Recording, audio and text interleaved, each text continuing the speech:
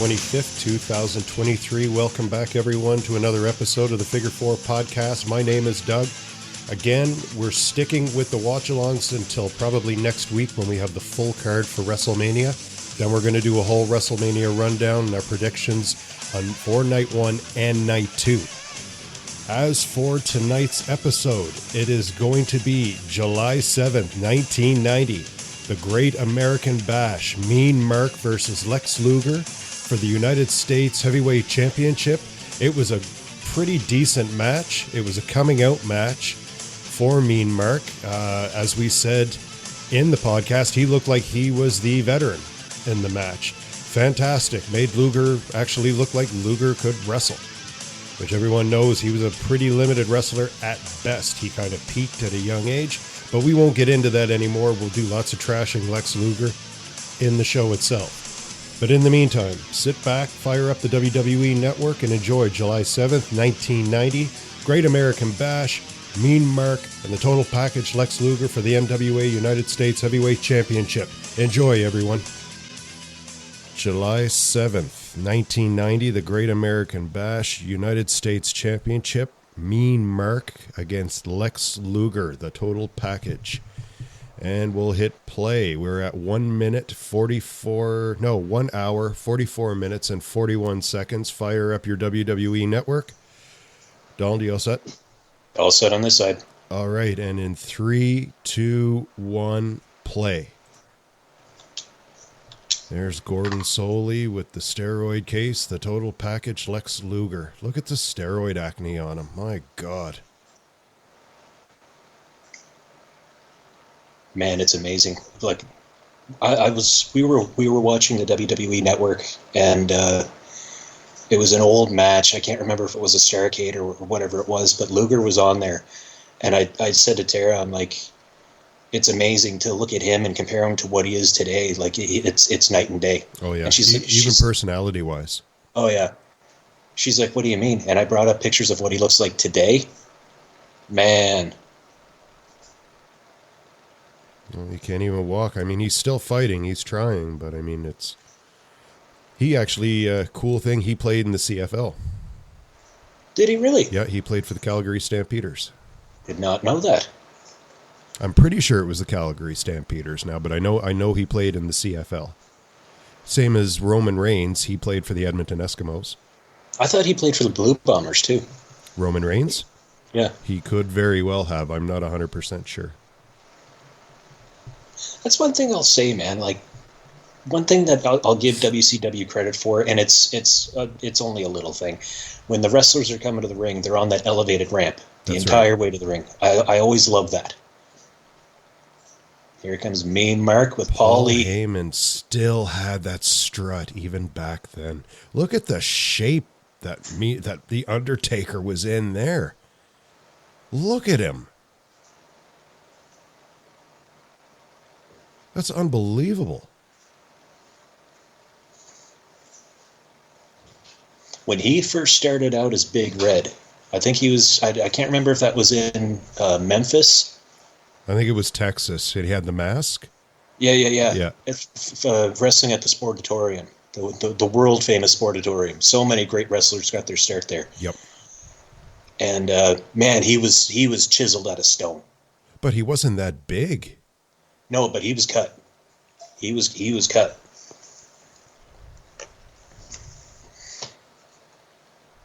I can't help but look and just see the Undertaker there. Yeah, that look. He'll always be known for that look. You can call him Upmar Sebastian Jenkins, and he's still going to be the Undertaker. Here comes Luger. That belt, there's still a part of me, man. I have no more room for any championship belts in my collection. I am totally full, but I still want that belt. Yeah. I mean, and we've talked, like, obviously not on the pod about this, but, like, in terms of my collection, I'm good with where I'm at right now, but at some point, that old US title will be in my collection. Yeah, I'm thinking so point. Too. I thought I was done at 12 belts, but I might have to go lucky 13. Look at Luger. My God. Just talk about chiseled out of stone. I mean, he's got to have, if I had to guess, 2-3% body fat. Oh, It was low. It was friggin' low, man. I love the fact that he's from Chicago, Illinois. That boy he's from Buffalo, New York. Yep. Jesus, that was a nice belt. The NWA. Wasn't hard to tell. They didn't take, look at the tarnish on it. They didn't take very good care of it. That almost looks like it was a Brasso, man. Yeah, no kidding. You never know. Maybe it was.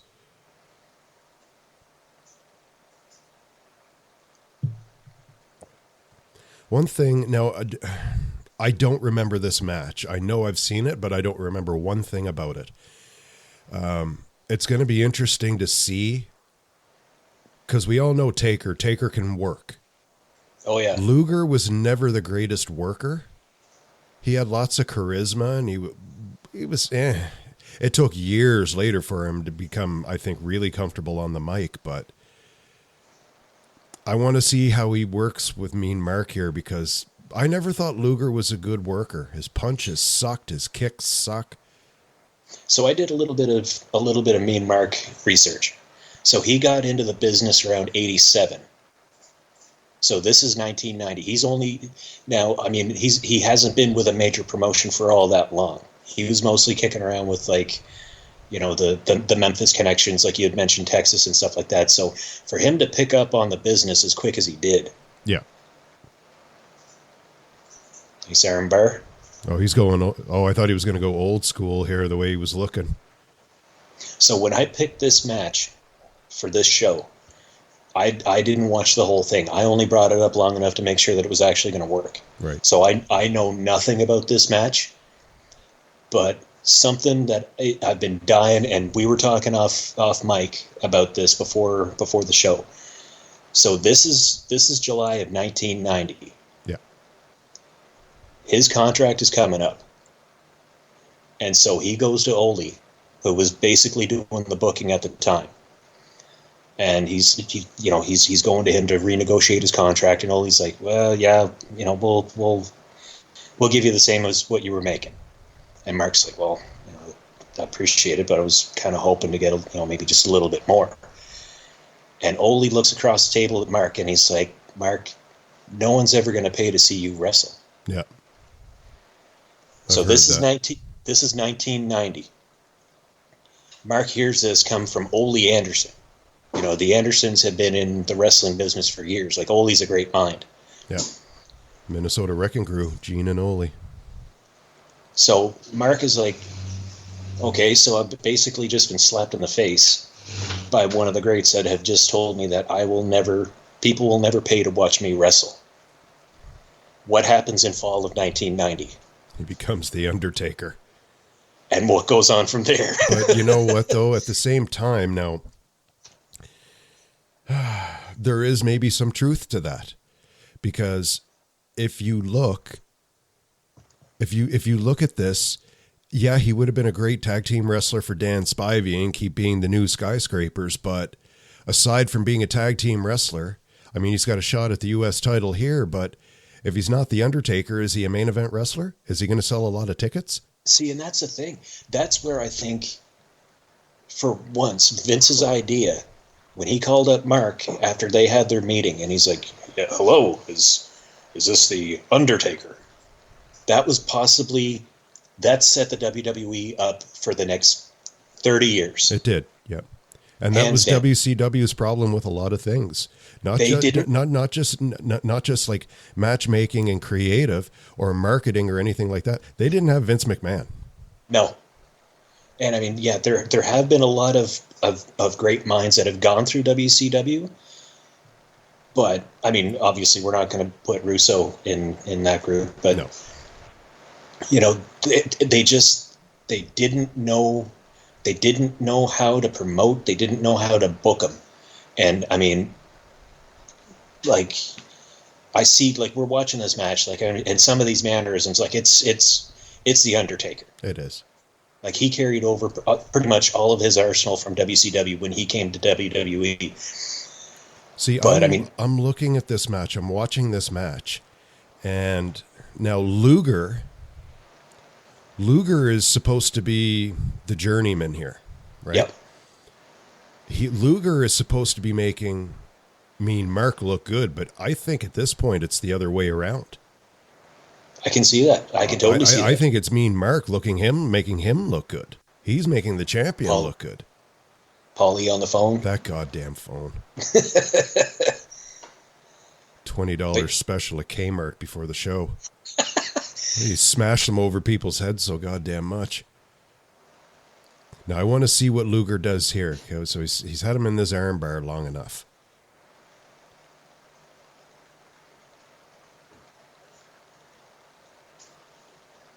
Mark's selling though, man. He's selling. He's selling that pretty good. Okay, like I said, that was kind of cool. For only being in the business and, you know, maybe being in the real show for only about maybe 2 years, like on the major scale, that's like he looks like he's been in it for 5 or 10 years. No, absolutely.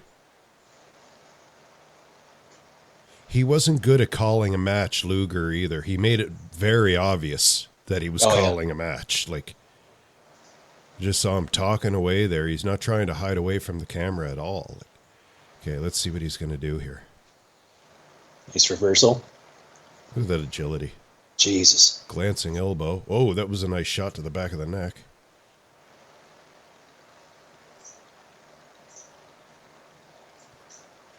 See, he looks... Me and Mark always look comfortable. Undertaker, call him what you want. He always just looked comfortable in that ring. Luger was awkward. I don't know if it was because he was so cut and so tight that he couldn't loosen up. I don't know, but he was just... He just didn't look comfortable in that ring. Mark looks like he was born to do this. Yes. He looks like he's been wrestling 10 years. Yeah. Now he's rolls reversal here. He's got the armbar on and hammering down on Luger's shoulder. Got him down facing the mat.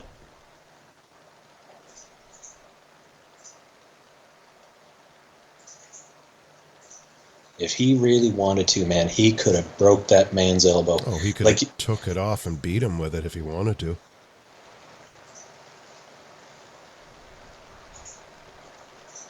Got him by the trunks a little bit there too. This is typical Luger, and back in the 80s. And again, he was very muscular, but there was a lot to be said about his cardiovascular. Yeah, you'll watch a lot of matches from this time.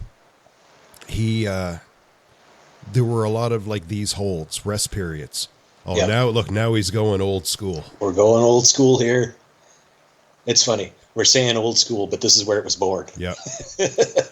But like I was saying, you back around this time with Luger, you saw a lot of those like arm bars or ankle locks or whatever, because you had to give him a minute or two because he was blowing up. He was out of gas. Just to slow the match.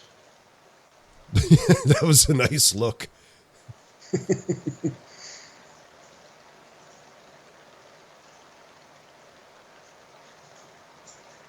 So here's a question for you. Now, it doesn't really have to do with this match. Now, when he came to WWF, Luger, and they were always talking about that he had that steel plate in his elbow after a motorcycle accident, was that legit? That was legit. Okay. That is legit. Paulie up on the apron.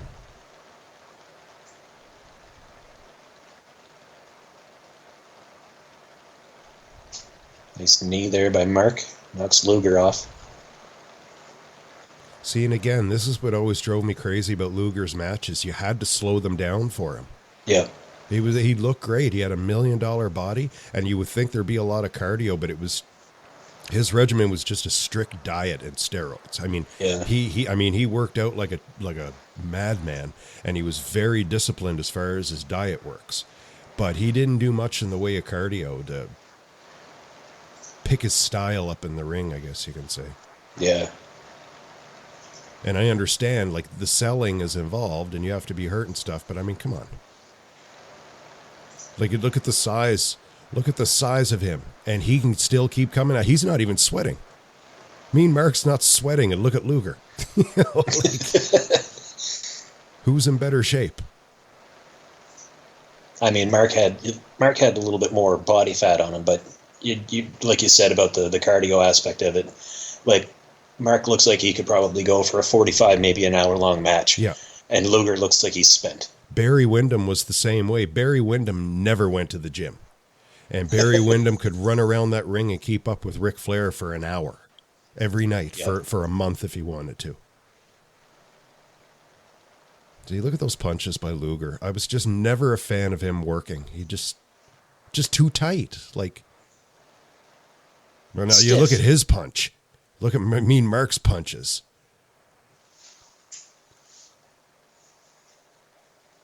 Yeah, Luger, you're right, man. Like he seemed, and maybe it was just at this time. Maybe it got a little bit better as the years gone on in WCW. I don't know. Like we've talked about before, like I didn't really watch a whole lot of WCW at this time, but in like the later days of WCW, he did come around a bit. He didn't look as tight. Yeah, like he seems stiff. Like he's just. Couple of clotheslines. Oh, he's calling for the rack. I don't think he's going to rack him. I think this will be a DQ. Jesus, no. Is he going to get him? Jesus, he got him up. Holy shit. He can't hold him. Oh. He came close to losing him. Oh, see, look, there's the $20 Kmart special. Paul Lee with that damn phone. Wake up, referee. I implore you, sir. Jesus, he doesn't move that quick these days. No. Christ, he still had a full head of hair. Jesus, back in 1990, I had a full head of hair too. All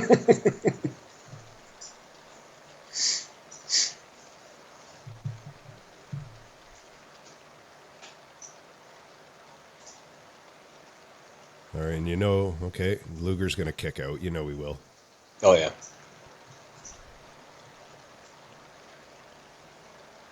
Going back on the whole Mean Mark thing and Ole, it was actually Paul Lee that helped Mark negotiate a deal to get him to WWE. Yes.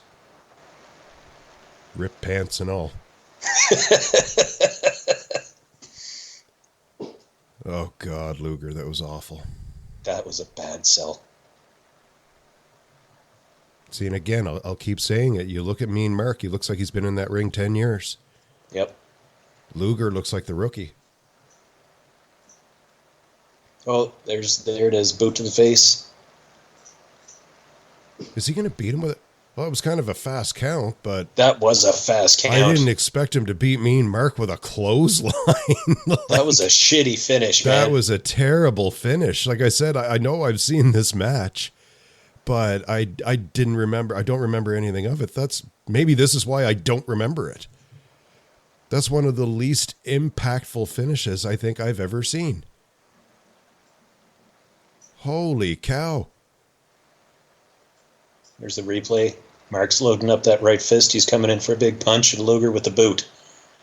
Wasn't a bad boot. Got him with his heel right in his ear. Yep. Punch to the shoulder of Paul Lee. That was a nice clothesline. It actually looked kind of impactful, but I mean, look at this count.